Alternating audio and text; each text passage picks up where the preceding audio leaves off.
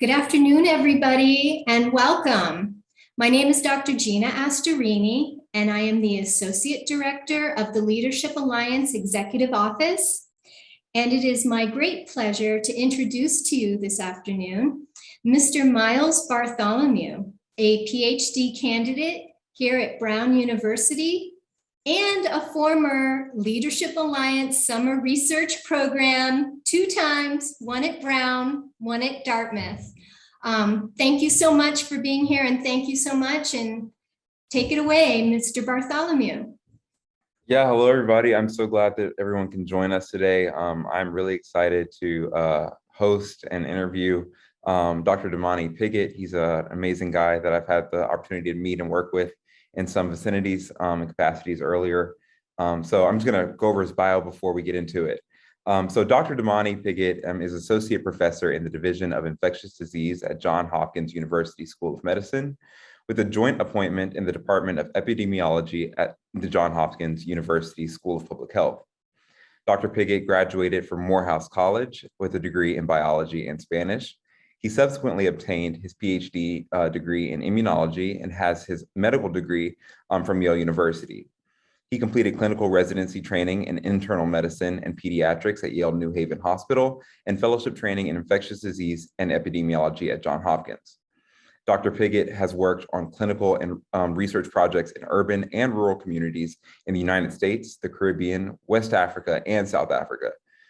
He is actively engaged in clinical care of patients with HIV and other infectious diseases and conditions. His research program centers on understanding the biological, behavioral, and social pathway necessary to improve survival and quality of life for persons aging with HIV, with particular focus on those most severely affected by these conditions. These are namely social or marginalized, historically vulnerable, or resource-constrained communities. And Dr. Piggott has served as co-director for the Center of Disease Control and Prevention sponsored James A. Ferguson Emerging Infectious Disease Fellowship Program, and has served as Assistant Dean for the Graduate Biomedical Education and Graduate Student Diversity at the Johns Hopkins University School of Medicine. Dr. Piggott is the inaugural Associate Vice Provost for Graduate Diversity and Partnership, and the Director of the Vivian Thomas Scholars Initiative at Johns Hopkins. He is a founding member of the Inclusion, Diversity, Access, and Equity Task Force of the Infectious Disease Society of America, and has an extensive resume doing amazing work in plenty of other aspects and fields. So I'm super excited to get into it. Dr. Damani, do you want to add anything onto that long and impressive resume? Miles, you're way too kind, and thank you so much. It's just a joy and pleasure to be able to join for this session today, and to be able to be here again with you, Miles, and just with, I know, all of the fantastic things that you've been doing. So just a pleasure. That's all I need to add. So I think it's supposed to be very conversational, and fortunately, I've met you before, but I think I just have some questions I think that are going to be really great. To start off with, something that's just random. You can tell us, about yourself, but also I want you to tell us about the biggest risk you've ever taken in life. And that's a great way to start, right? Yeah. So biggest risk, wow, I've ever taken in life. That's a big one. So I think when I was, Miles, you mentioned that I was at Morehouse College for undergrad, and I had a really positive experience in that space in many, many different ways. One of those positive experiences was the introduction to the Leadership Alliance, and spending my first 2 summers as an undergrad student between my freshman and sophomore year and my sophomore and junior year in the Leadership Alliance is my first exposure and experience. The biggest risk, I've reflected on this a little bit. So, it's really important, I think, to follow passions and joys wherever they may be. And that could be in multidimensional spaces. And so when I was junior in my junior year, my second semester of my junior year, I actually spent that semester actually in La República Dominicana in the Dominican Republic. And it was a non-science directed activity. So it was at Pucamaima, which is in Santo Domingo. And I spent time with Spanish language and Latin American culture and society, with cinema, and again, sort of the non-science part of trying to exercise the non-science part of my brain and experience. And part of that was actually spent some time in different parts of the Dominican Republic. And part of that was actually spending a little time with some folks in the Peace Corps, actually. And it was actually they were up in the mountains, and the mode of transport up the mountain, up literally the side of the mountain, was via a scooter slash motorbike, and me on the back of the scooter slash motorbike, right, on a gravel road with like a precipice on the right side of the mountain to get on top, which in the moment was pretty great. And like spending that time up there with the Peace Corps folks was fantastic an experience, but not something I think I would do again. That's awesome. That's super cool. Yeah, I mean, you don't hear about, a lot of people think about the normal linear track. So if you want to even elaborate on, telling us what your track was and how linear it was, it seems like you had some pretty cool adventures in between, where you are now and where you started off at. Yeah, sure. So yeah, I came into college with appreciably all of the uncertainties of coming into college, like what's life about, right? What am I going to do? Like from a discipline perspective, right? In terms of major, where's that going to go? Like what my aspirations were. I did come into college trying to be somewhat open-minded to what life actually had to offer, potentially, and where I could be engaged and what my role was potentially in the journey that we travel. At the same time, I did come in as a science major, and I would admit, and so I came into college as a biology major. At the same time, for me, that biology or science actually equal to medicine, and that's all I knew. That was my cultural context. Like anyone who's doing science in college, they're going to go and become a physician. That's all I knew. And so I think what was good for me, as I try to keep an open mind as I've gone along, was to have inputs from like really amazing mentors while I was in Morehouse, professors and my science classes and others who really opened up the world of science to me and really like understanding like how impactful science has been on humanity, right? So clearly contemporaneously, but historically as well. And appreciably one of the ways in which I thought about that was like, clearly even back then, before there was something called SARS-CoV-2 or COVID-19, was vaccines, right? And like how impactful like vaccines have been in saving lives. So I think that is where my first immersion in terms of the expanse of science and scientific inquiry, or the expanse of inquiry at all, because in all, right? I mean, as I think about the disciplines that are covered by the Leadership Alliance, the many different ways in which inquiry and research have really transformed society, right? And I think we've seen it in sort of fast forward motion in the last 2.5 years with the really huge and devastating impact that COVID-19 has had, but at the same time, seeing how inquiry and research has moved us in a very rapid way to really try to come over on the other side of the hill of things as well. So the other thing I think that the folks that my professors in Morehouse did for me was two things. One is thinking about science as the social compact piece of science and how those two things go together, right? So there's the inquiry piece, but it's really the elevating human existence, lifting up humanity piece, and how those things are not separate things as well. And the third piece is just the sponsorship piece, right? So I heard about Leadership Alliance. I knew nothing about Leadership Alliance, right, when I came into college in my freshman year. And I mean, it's really the seeding of the idea from the chair of my biology department and other professors who really both opened the door of the Leadership Alliance to me and opened my first exposure to research in general, thinking about what that is coming in the summer. And that was really critical. So just the sponsorship piece and so forth as well. Yeah, hearing you mention, your first exposure to research and stuff made me want to ask, to date, what is your favorite research project? Just a brief summary. We don't have to, not the dissertation, but. Yeah, well, I guess I'm a little biased because it's probably what I do now, right? So the work that we are centered on right now is how to really ensure that folks living with HIV live long and live well, right? Just as we would want for our family and our other loved ones, right? So we know that when at the beginning of the HIV epidemic over 40 years ago, right? And again, sort of in juxtaposition to COVID, HIV has taken the lives of over 30 million folks since it began, and there are 37 million folks or so living with HIV today. I think we know that there have been gaps along the way, right, for folks living with HIV and folks not.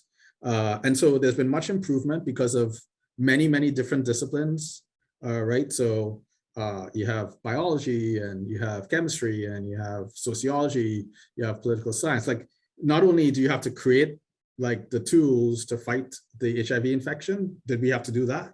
But we also had to think about how do we ensure access in equitable ways, right, to the world, that people all around the world, right? How do you advocate? How do you engage with multinational organizations? How do government institutions come into play? There's so many different ways in which I think thinking about how that scholarship comes together. But the bottom line is, to be brief, is that the work that really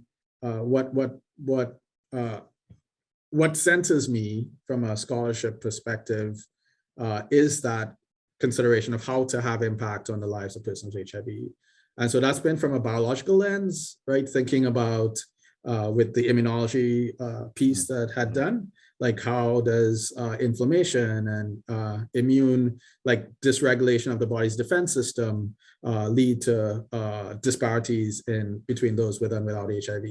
How does where one lives, right, and place, and we know that there's lots of association of place where one is born and where one grows up and lives with outcomes, right, in terms of health and so forth as well. And so how are all of the social determinant pieces, right, education and income and opportunity, right, lack thereof, disinvestment or investment, and how are those things play into like how folks with HIV age and do well. So that's kind of the intersection of the biology and the social, other neighborhood piece. Yeah. That's what excites me. Yeah, no. And now we'll actually, one of the things, so now we're looking at we have more bugs that live with us than cells, right? Like, so we have lots of bugs in different compartments of our bodies. Part of those compartments is the gut, right? Which is where we have the most bugs living with us. Yeah, and those bugs could be good or they could be bad, kind of, to put them into things. And so we now are looking at like, what are the good bugs and like what are the bugs that are not so good, and like, what are the associations with outcomes for persons with HIV? And so linking the biology to like our environment is the basis of our work and what I'm excited about. No, it's super cool. I was thinking, when I actually came to Brown originally, I wanted to work on microbiome. That's what I had done previously. And of course, now I do nothing related to it. I do fertility research. So I wanted to ask you, did you, stick to the same thing that you had, I guess, gone into your PhD with, or did you set out after undergrad and say, hey, I'm going to do immunology, I'm going to do virology, HIV work, or did you kind of find a winding path to that research topic? Yeah, so very winding path, okay. Very zigzag in its dimensions. So I think, and someone asked me, I was speaking to someone one-on-one earlier today, and they asked me a question exactly about the linearity of paths. And I think that for the most part, most of our paths are not linear, right? It's definitely all of the squiggly lines as we expose ourselves to things that to test them out, right? And then we find out like what we don't like, which is just as important as what we do like. And we try to move to the things, hopefully, that we do like and that are mission aligned for our lives. So for me, I started off with biology, and it's interesting, in high school, of the science disciplines, biology was probably the toughest thing that I did. Like I actually was not my strongest like subject of the sciences, right? But I end up doing, that's where I ended up. And so then, you saw, I mentioned that I did the Spanish piece, right? And tried to think about like, how does that integrate? And like, should I actually continue down a science road, or should I actually pursue like something like, I don't know, global relations or international relations? Like kind of what I had to figure that out during college and tease that out. And then I did, for my summer research, I did like the Leadership Alliance, Brown. I was at Brown for my Leadership Alliance, and I did basic laboratory research. I probably barely could hold a pipette when I first joined the lab, but I learned, and I spent 2 summers doing like basic research, right, in the lab. And then my last summer, I was fortunate to through a similar program, something called Project Imhotep, which was a CDC affiliated program affiliated with Morehouse and the Atlanta University Center. I spent time at the CDC doing my EPI public health research. And it was my first introduction to HIV, actually. It was my first touch point with HIV from a sort of academic route as well. And so then there was that. So I went into the MD PhD, and the question was, well, what am I going to do my PhD in? I was like, I don't know. Clearly I had some construct, in terms of applying and like putting what I put down on paper. And then, but I considered like, should I get a PhD in global health? Should I get a PhD in EPI? And I did some rotation. So my rotations will seem like somebody look at it and seem like relatively disparate, right? Okay. So like there was like needle exchange, and like I'm doing substance use now, right? I work with folks with substance use, and I was like needle exchange epidemiology and like how does that work? That was one rotation kind of. I spent 2 summers in West Africa, which I managed to finagle as rotations, right? I spent looking at African trypanosomiasis and sleeping sickness. And that project was in Bamako in Mali. And that project actually did a couple of things for me. One is appreciably, it's the immersion into, right, from a global space, new immersion in terms of all that Mali represents, right? And which again was a growth opportunity for me, right? Being in that space and thinking again contemporaneously and historically. The second was the actual research itself on African sleeping sickness, and effectively it was to look at a cancer therapy agent, a cancer medication that in the lab, in a basic science lab, had been found to potentially have trypanocidal activity or activity to kill trypanosomes, which are the bugs that cause African sleeping sickness. And then I was able to take that drug, I had to carry it in my suitcase to Mali to do this work, right, in this canister with all the approvals, right? Sure. International borders and with all the letters and so forth that go with that as well. But then appreciably then going there, and then like I think it's about science being global as well. And from an global equity perspective, it's also thinking about African trypanosomiasis is a condition that is not necessarily a condition that is seen in high-income countries, right? It's a condition that particularly affects folks in low-income countries. And thinking about how science networks work, again, coming back to that social compact, how are we going to, in global network, address conditions that may be particularly circumscribed to resource-constrained communities, right? And I think that's a responsibility that we have as well in that space. So that opened up to the issue of global collaboration. That was a collaboration between Yale and Howard and like amazing scientists / veterinarians in Bamako, Mali itself. And it also speaks to talent is everywhere. And like the human talent like is everywhere. And so I think that's what that did for me.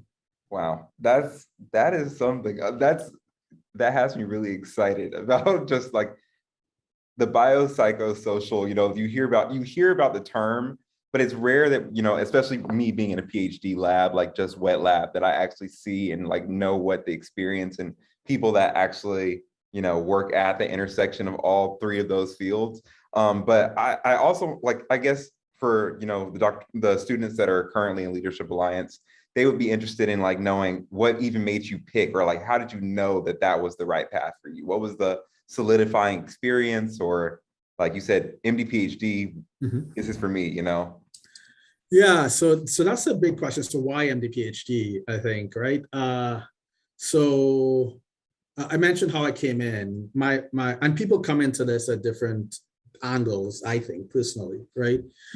For me, I came in a little bit with the MD bent and wanting to do clinical care, appreciating that clinical care is typically individual care, right? Having impact on an individual level, patient by patient. And appreciably, that had some appeal to me, right? In terms of the actual clinical care piece.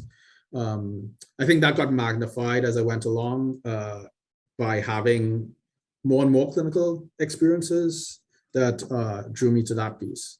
While opening up the whole universe of all of the other ways in which potentially could have had impact.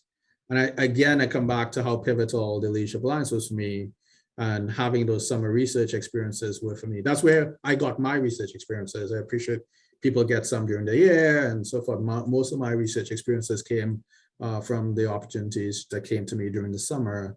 And that's where I began to really get deeper roots in understanding the ways to have impact, again, in the human space through other avenues. And then kind of trying to figure out what the mix was for me, right? Aligned with like what I felt drawn to in this space. I personally, clearly one gets, or one potentially can get differentiated as one sort of goes along one's life journey, right? Especially as we move along in the educational space, as most folks here will do. But you do have to pick ultimately at some point. But the picking, what I would say is that comes with a lot of anxiety and uncertainty. Like every time I got to a nodal point, like I'm sure like my heartburn level, like right, went up like substantively, right? And so thinking about like which path to take. Yeah, which path to take. Like this is like the most monumental decision ever in my life. Every single point is like, this is like, right? And it could become quite overwhelming. But I think the things that have helped me in those times and those spaces is to get input from others, to get information to concretely and seek out that information. And then to get comfort in, at the end of the day, after getting those inputs and the information and the counsel and the guidance and the wisdom, reflecting that in one's own inner voice, like, because at the end of the day, it still has to filter through you, right? I think, and to come out with like, what's the best thing for you? Ultimately, you can get lots of inputs and find good people, right, who can give you those inputs, who are selfless in the ways they give it to you as well, and who really have your best interest at heart. And so you get those inputs and then try to make the best informed decision at that nodal point. And that's all I think that folks can ask. For me, I did not think that I would have the mix of things that I do right now, but it's been the mix of things that I do is really guided by trying to stay close to what gives me joy and gives me passion, and trying to figure out ways to be able to get the skills to be able to have impact in that space. And sometimes that has meant taking many different turns and many different even U-turns potentially. Wow. To answer the question before, like even when I got to fellowship, right, I shifted a little. I did a basic lab PhD, but then shifted more to translational epi work because I reflected during my fellowship as to, well, given the mix of things that I have and like my aspirations for like what I want my life to be, like where am I now? What additional skills do I need? Do I need to pivot or not? And I think one should also feel free to pivot, because at the end of the day, I think you're trying to have a fulfilled life, the one life, well, that we have. Yeah, well, I guess lastly, I would like to ask, or before we, open up for questions and stuff like that, you just mentioned that you had some U-turns and stuff like that. I want to know, what was, the major setback. So I know that the journey could not have been easy, to get where you were. And also, tell us about how, overcoming those things and obstacles during that journey have, prepared you for what you do now and what capacity you're working in currently. I think it's the self-questioning and the self-doubt. That's been definitely an element that's been present along the pathway, not necessarily always feeling concerned about whether of one's ability to maybe achieve what one wants to achieve, aligned with one's voice and mission and so forth, and thinking about the spaces and places and the pieces around that.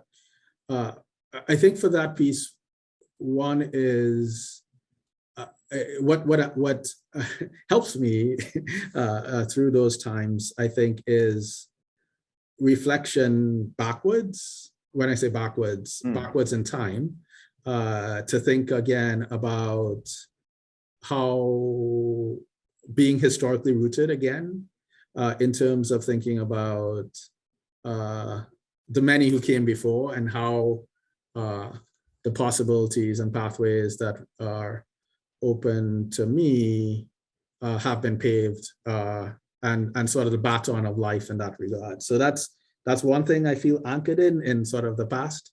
In the present, that is trying to draw people close who, again, are going to nourish me and sustain me. I always try to lean in towards people and spaces that I feel nourished, I feel that I belong, and feel supported. And I think I tend to lean more to that than sometimes than just focusing on a discipline, content specific piece, because that's important to me, right? And I think one should be in environments that are going to sustain and nourish and support and cherish and so forth as well. So I think, and that is both. That's not only, clearly there are folks I mentioned in aspiration who are in the path ahead of me, right, who served as models and sponsors and mentors as well. But I can't say enough about how important one's own peers are, right? And the journey, traveling a journey together, whether it be when I was in grad school and undergrad, like traveling with folks who are lifelong friends today, but not only friends, they were folks who could really rely on when things seem tough. As well, and whether it needs to be to vent or to like right commiserate or to get support or to like remind me that I have a purpose as well.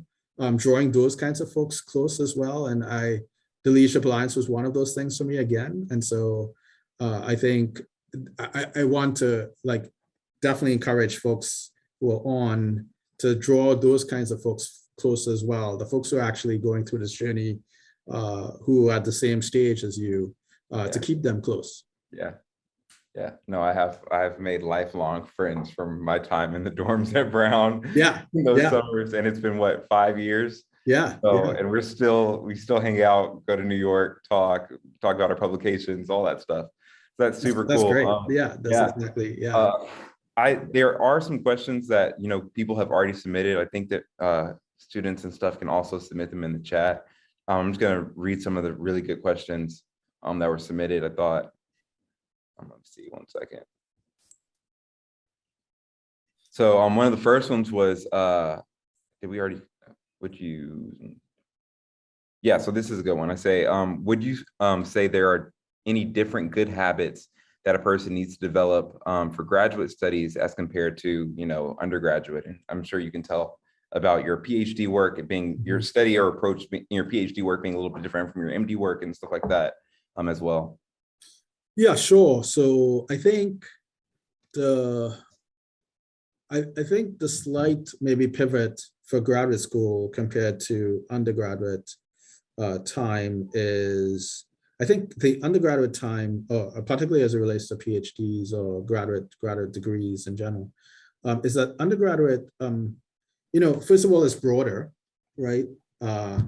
And so, I mean, clearly as one goes up, one gets deeper into things. So that's one thing I think I reflect on. The second piece is that I think the focus in undergrad, for the most part, is on mastering content, knowledge. And I think what I reflect on for grad school and PhDs is a little bit of a pivot and shift to frameworks of thinking and how to acquire, those frameworks in thinking to apply those frameworks to unique discovery, right? That it's less like the knowledge is there and ready to go and you're trying to get it in, definitely in the PhD space or other similar doctoral spaces. It's a little bit more of trying to be working discovery of unique pieces and being in ways in which I think you still want to pursue excellence, right? So I think that is a constant across, because that's something I think folks clearly cannot remove from your existence and from your being. So definitely continue to pursue that piece. But I think it's a little bit more self-directed.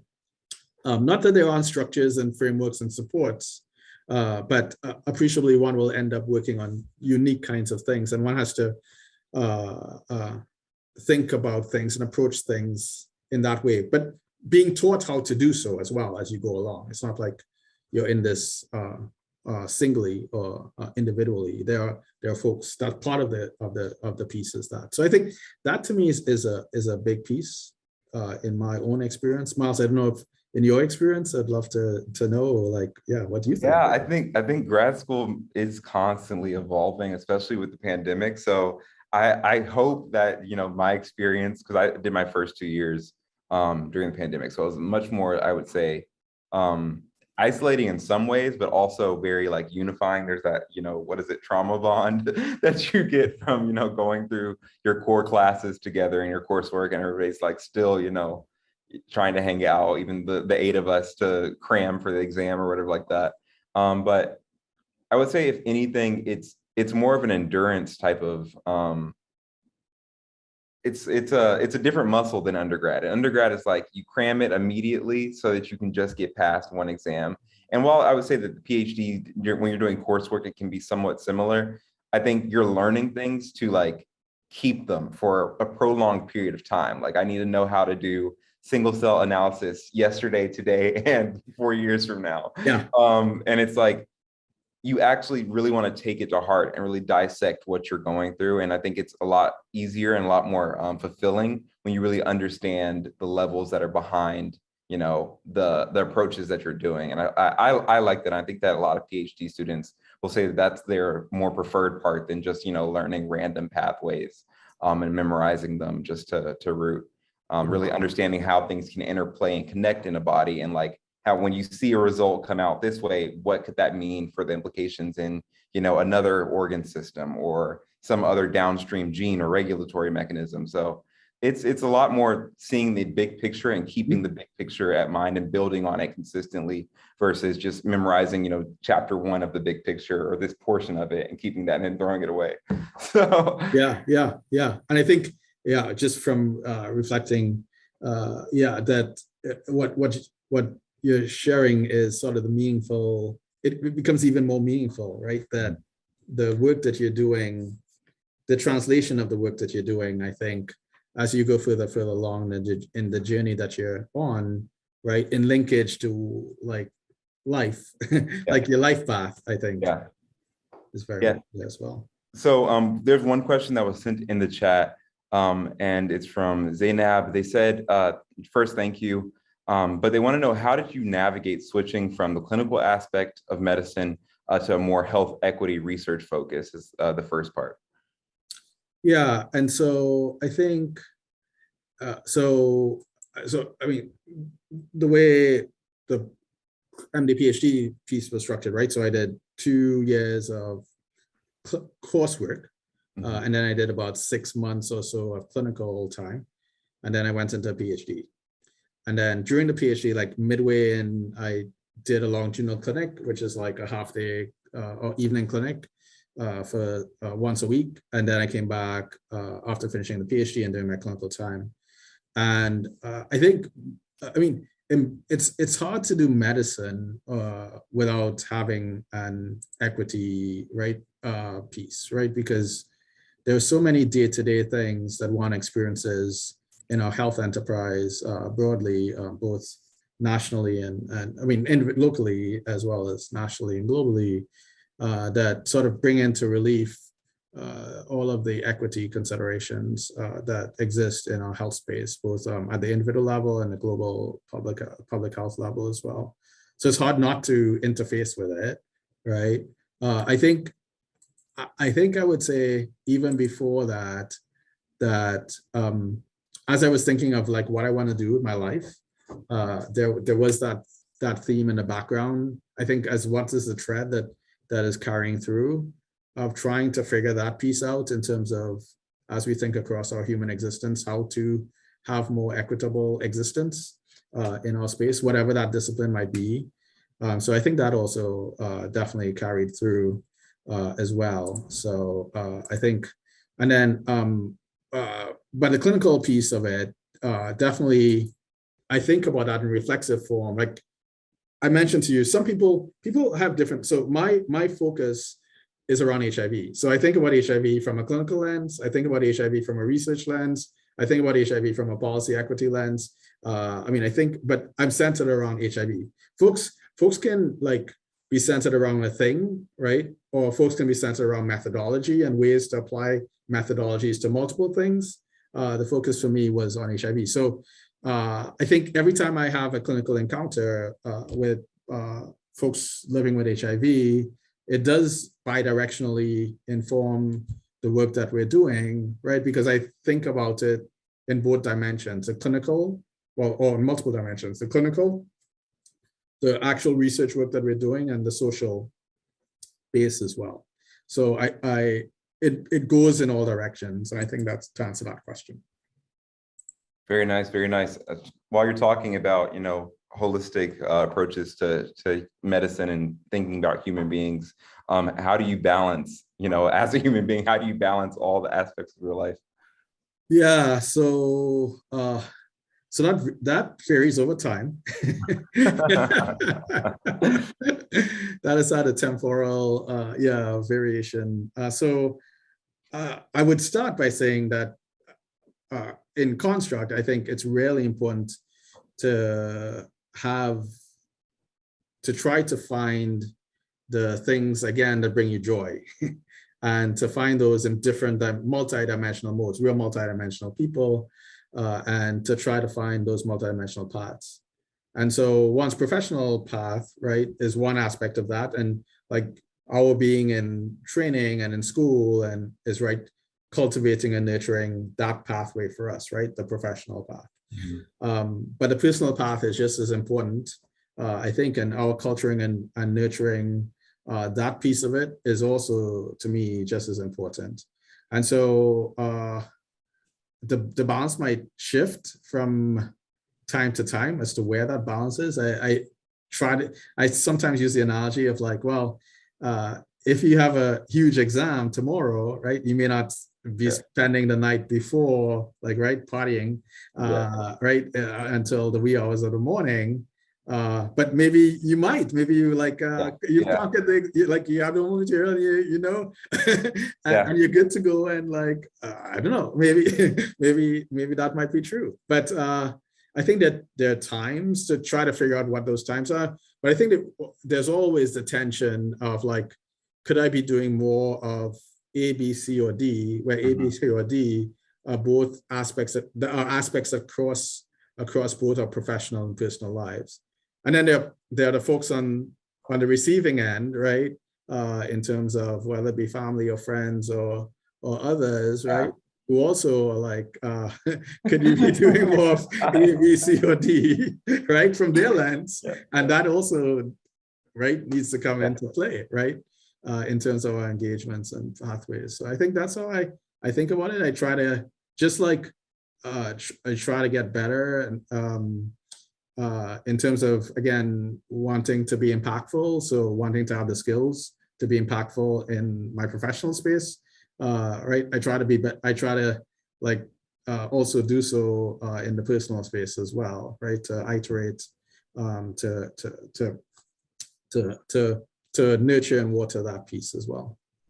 Yeah, I think that's really cool. And just an anecdote, recently, some people in my program were talking, and we were talking about how there's like basically three aspects that people often kind of miss are supposed to be in balance. And there's like, you know, there's a work day, there's a play day, and then there's like a down day. And you need to keep a rotation, and you need all those aspects. A lot of times, especially in PhD programs, and I imagine, you know, in an MD, as an MD PhD, like where it's easy to just focus on one of those aspects, usually work, and you're like, oh, I need to work around the clock. But little do you know that your work is at the detriment, or the lack of those other two areas is now detrimenting your work. It's hurting your work. You're not happy enough. You're not, you know, motivated enough, even though you're trudging along to do work every single day. Try and keep a rotation of those three things in a week, and you'll do just fine. Yeah. I like that. I like that a lot, Miles. That's a good framework. I do live by that now. Yeah. I like that framework. I'm gonna make sure that I keep that. Yeah, for sure. So here's one, I think. So a lot of people really interested in your HIV work. So there are several questions. One was, you know, just asking, you know, after many experiences with HIV disease, what is, you know, the most profound finding or discovery that you think has come to date? And what are, you know, a research topic that you think is still budding that, you know, potential scholars could, you know, uptake in their graduate school careers and stuff like that? Yeah, great. Yeah, so again, it's been 40 years that we've actually, over 40 years, that we've actually been living with HIV. And I think perhaps the most consequential piece of, although I say that with some caution, but because there are many aspects to this, but appreciably, right, the therapeutics, treatments, HIV medications that came to be, particularly the finding of the impact of combination HIV medications is perhaps one of the most landmark pieces that has happened in HIV research history, right? So initially the first drug was AZT in like 1987, then, but combination antiretroviral therapy, finding how combination using three drugs or so can like suppress the virus and like really in the 1990s, mid 1990s, really changed HIV from a very short life sentence to a very short lifespan, sorry, to effectively folks being able to live almost getting close to living a full lifespan as compared to peers, right? So that's the biggest thing. But you know, again, I draw the example to COVID-19 vaccines and therapeutics for COVID-19, right? Not only do we have to go into the lab and like develop these therapies, right? Which is absolutely critical, like for all the basic scientists out there, right? It's absolutely critical for us to continue to move the science in that way with complete innovation and creating new things. the continuum though to actually getting that science out into the community, right? From an access perspective, again, as we think about again, I'm going to use the analogy of COVID-19 vaccines, right? From an access perspective, in an equitable kind of way, that requires, that's just as important, right? And again, our economists and sociologists and political scientists and like, well, that's why everything that all of you are doing, right? Whatever the discipline, right? It's all having impact. And we see it with COVID-19, we saw it with HIV. We need all of it, right? To really combat the substantive challenges that we have. And we need all of our talent, right? Across all corners, right? Because we know that that's going to create the best for us as well, to be able to do that. Yeah, no, I think that what you said something earlier about, you know, tropical diseases and how often, you know, resources aren't allocated because they're not like, you know, they're not the richest problem, right? Mm-hmm. But it's kind of crazy how, like, you know, with globalization and how we travel the way we do now, and, you know, with global warming, there's so many different theories on why diseases are spreading so much more rapidly. So I think that I would charge a lot of the students now that are interested in like HIV and other tropical diseases to go for the things that originally, like, I believe even like my group or cohort was told, you know, oh, those aren't like, you know, those aren't like fundable, you know, projects. Those aren't projects that are going to, you know, have a wide, you know, cohort or ecosystem to study and collaborators and stuff like that. Now is the time to really get out and like go for those rare diseases and things like that, because they're not so far removed anymore. And I think that they are everyone's problem. So I think it's really cool that you tie in all of the health equity part, the clinical work, the research. It's really, really cool. So is there, I guess, anything that you would, you know, the main question, anything that you would say to yourself before you started your journey where you are now, or the MD PhD track, anything like that, like the nugget you would have gave your earlier self? Yeah. What would I have told my younger self? You know, I think I would say that I would probably tell. I think about this in two frames. Like, I think my younger self, in terms of, I mean, folks think about like sort of what is the view of life, and sort of what's the ideal, and sort of I think the passion of youth and right, and so forth as well. So that's one view. So I try to like also remember that piece, like to inform like what my current existence as well. So I think that's one piece to my younger self to come to my current self. I think that I would tell my younger self that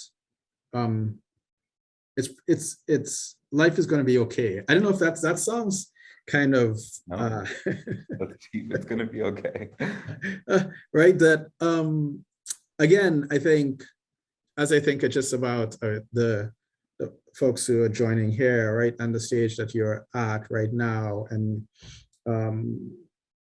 yeah, I don't know. I mean, people have different ranges of anxieties about things to come, right? But I think I would say that it's going to be okay if you stay mission focused, aligned to what you consider to be key and important for your life, right, and to your own voice.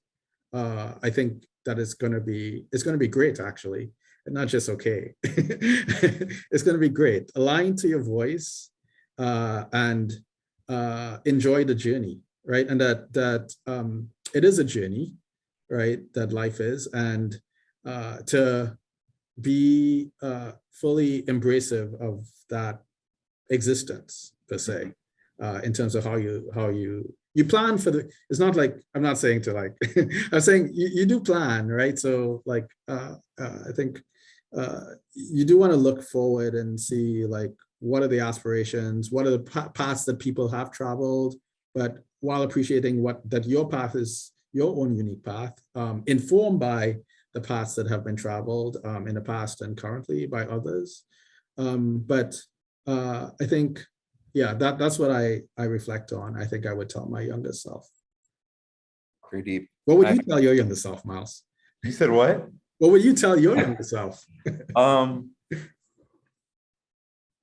Just keep on keeping on. Like every day you can, just take one more step. I think that's my mom. She's always told me that like she was, whenever she was at a hard time, she was like, okay, I'll go to school one more day. I'll go to work one more day. And you keep telling yourself that every day, you kind of look up and you're like, I really got here, right? So that's kind of, I think, keep on keeping on. Like there's a lot of, especially in grad school, especially if you go to school up north and you're like from the South, like me, like you go outside and it's freezing cold and you're like, nope, not today. It's not happening. Like just as long as, the next day you say, okay, tomorrow I will do it, and I will, go back out there and get it done. And I think that's probably the best thing I could have told myself. I think it's really hard or when people like look at the very top of where they want to be and they don't like look at the step that's right in front of them, look at the step that's right in front of you, take that first step and keep going. And that was something that was my fixation. It was always like, how do I get to, Yeah. When I just needed to do one more thing, I need to do one more assignment. You need to read one more paper. That's all it takes right now. And I think that makes it a lot more digestible. And I have one more question that I think that was really impactful. Somebody had asked, of course, we are, underrepresented in our fields. And I want to know what your experience has been and how you've overcome any of those obstacles, how you navigated, Yale versus, Morehouse as an HBCU graduate myself, Xavier University of Louisiana. Just, what was it like, being in your shoes? Yeah, so I think what I would share in that frame is it is so, again, critical. Like, so one of the things you mentioned was that we now have this Vivian Thomas Cause initiative, right? That have been involved with, and it's. Can you repeat it one more time? So sorry, one of the things that we mentioned is that we have this Vivian Thomas Scholars Initiative, and the Vivian Thomas Scholars Initiative is an effort that's directed at effectively connecting, nurturing, and attracting, the exceptional talent that we know everybody here, right? In this space to STEM, there are multiple things that connect to disciplines that are external to STEM as well, right? But like the concept that we have so much talent across all our spaces. So Dr. Vivian Thomas was an exceptional scholar, exceptional scientist, was born in 1910 in Louisiana, went to Tennessee Agricultural College, and which was an HBCU, started off there, but effectively lost all the savings and the Great Depression, and ultimately that culminated his sort of educational trajectory ultimately, but effectively across a couple different institutions did amazing research that including development of a shunt called, it's called the BT shunt, but it's a shunt for something called blue baby syndrome, and saved many, many, many lives. Wow. But not only did he save many, many lives with a high school education, he also trained many generations of scientists and physicians in just exceptional ways. Wow. And ultimately became an instructor of surgery, but for a long time, lots of that contribution was not sort of strongly recognized in full bloom. But his story again speaks to how many Vivian Thomases do we have that we exist across our entire society, right? Whose talent is just rich, ripe nurture and connection with the right nurturing and support to not only go on to whether graduate education or education trajectories in a whole, but to really assume leadership and to transform in the way that Dr. Vivian Thomas transformed as a Black scientist, our society in just amazing ways. And so I think that's what we need to make sure that we, as we think about, I mean, we talk a lot about inclusive excellence, right? That we are able to connect across all dimensions of our society to bring in and support and all dimensions of our society, because that's the best of us. That's the only way we're going to get the best of everything we want for our human existence, right? We have to do that. I think as one traverses, right, reflecting in folks who have shared experience, right, as one goes, and we're multidimensional folks with multiple different identities, but reflecting and being in spaces and places with folks who have shared experience does engender, right, a sense of belonging to a space that helps further engender, right, maximizing the best of us, in all different kinds of ways. And we want the best, right? Because if we're going to transform the nation and the world, right, in all the best ways that we can, we want the best. we want to draw the best out of. And so sometimes the spaces and places that we're in may not always feel that way. And we want to continue to iterate to be better and better, to be able to ensure that they are that way, so that, again, we can get the best in not only in capturing talent, but also the best in terms of impact for our society. That resonates, man. That is spot on. You said it. I think you said it when you bring like when a person feels like community at a place that they are, they're able to thrive even more. Like it's not like a looking for them to fail. It's that they're at home and you're able to bring out the absolute best out of everyone. And I absolutely love that. I know that that's an experience that I love feeling. I know that I felt that here at Brown, and I'm so grateful. And yeah, thank you so much, Dr. Piggott. No, thank you, Miles. It's been such a joy again to share space and time with you, as well as with all of the folks who are here. I know just in wonderful form. It's great that to have you all engaged in this activity for this summer, and in any space that you all are in. Please know we are here to support. So if there's ways in which we could support what we know is going to be phenomenal journeys, because the light within each of you is just shining very bright, and we want to make sure that we show the world how bright that light is for each and every one of you. So really, really appreciative. I love it.